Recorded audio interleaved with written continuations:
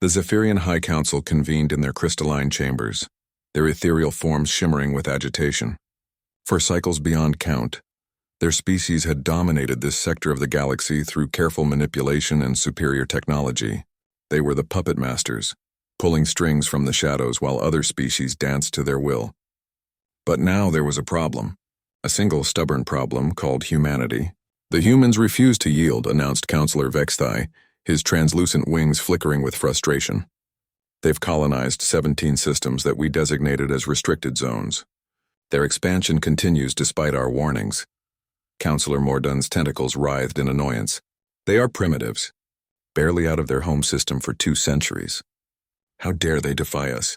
The youngest counselor, Kirwin, spoke with the confidence of inexperience. Perhaps we should demonstrate our superiority. Show them what happens when lesser species challenge the Zephyrians.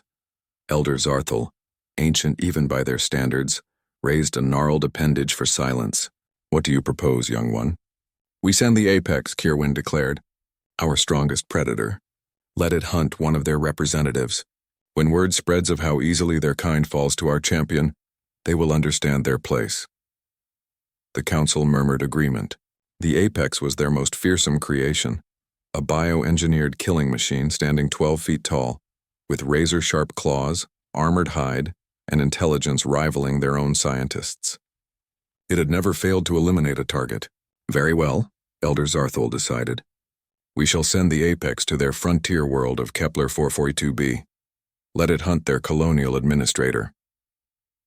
3 days later, the apex materialized on Kepler 442b in a flash of teleportation energy. The creature's sensors immediately locked onto its target, Colonial Administrator Sarah Chen, currently alone in her habitat module on the planet's southern continent. The hunt began at dawn. Sarah was examining geological samples when her proximity sensors screamed warnings. Something massive was approaching through the dense forest. She grabbed her emergency beacon and basic survival kit, then slipped out the back of her module just as something tore through the front wall like tissue paper. What she saw chilled her blood. A nightmarish creature with multiple limbs, glowing red eyes, and claws that could shred titanium. This wasn't any native wildlife. This was deliberate. Someone had sent this thing to kill her. The apex roared, a sound that shattered windows and sent native creatures fleeing in terror. It had expected the human to freeze in fear, to become easy prey. Instead, Sarah Chen ran. For 18 hours, the apex pursued its quarry across rugged terrain.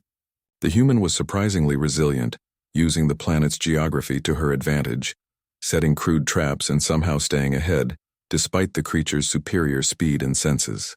As night fell, the apex cornered Sarah in a narrow canyon. She had nowhere left to run. The creature savored this moment, the sweet terror of cornered prey. It advanced slowly, wanting to see fear in the human's eyes. Instead, Sarah smiled. You know what your mistake was? She asked, pulling something from her pack. You assumed I was prey. The apex hesitated, confused by the human's sudden confidence. Sarah struck 2 pieces of flint together, igniting a torch she'd crafted from local plant fibers and mineral oil. The flame danced in the darkness, casting wild shadows on the canyon walls. Fire, she said simply. The first tool, the great equalizer. The creature lunged, but Sarah was ready.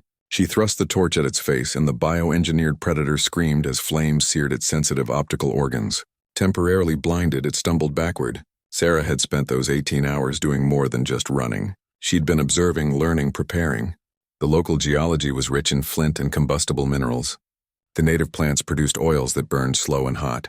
And most importantly, she'd noticed that the creature's armored hide had gaps at the joints, evolutionary weaknesses that even bioengineering couldn't eliminate. As the apex thrashed blindly, Sarah picked up a sharp piece of flint she'd shaped into a crude but effective spear point. When the creature's movements brought it close enough, she drove the stone deep into the gap between its shoulder and neck plates. The apex's roar became a gurgle, then silence. Sarah Chen stood over the corpse of the galaxy's most feared predator, holding fire in one hand and shaped stone in the other, the same tools her ancestors had used to survive ice ages and outlast creatures far stronger than themselves. When the Zephyrian recovery team arrived to collect their champion, they found only scattered remains and a message burned into the canyon wall. We are not your prey. We are the species that turned wolves into dogs and lightning into servants. We are the ones who looked at the night sky and decided it wasn't far enough. Send your strongest. We'll send them back as lessons. The message was signed with a simple symbol, a flame carved into stone. Elder Zarthel trembled when he received the report. The other counselors fell silent as the implications settled over them like a shroud. They had sent their apex predator to hunt a human, and the human had returned the favor with the most primitive tools imaginable.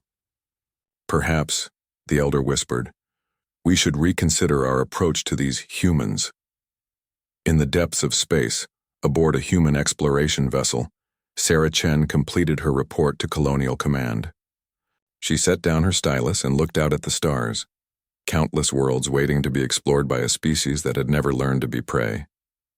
Behind her, two simple objects sat on her desk as paperweights, a piece of flint and a fragment of fossilized wood. Reminders that sometimes the oldest tools are still the most effective. Humanity's expansion continued, one world at a time.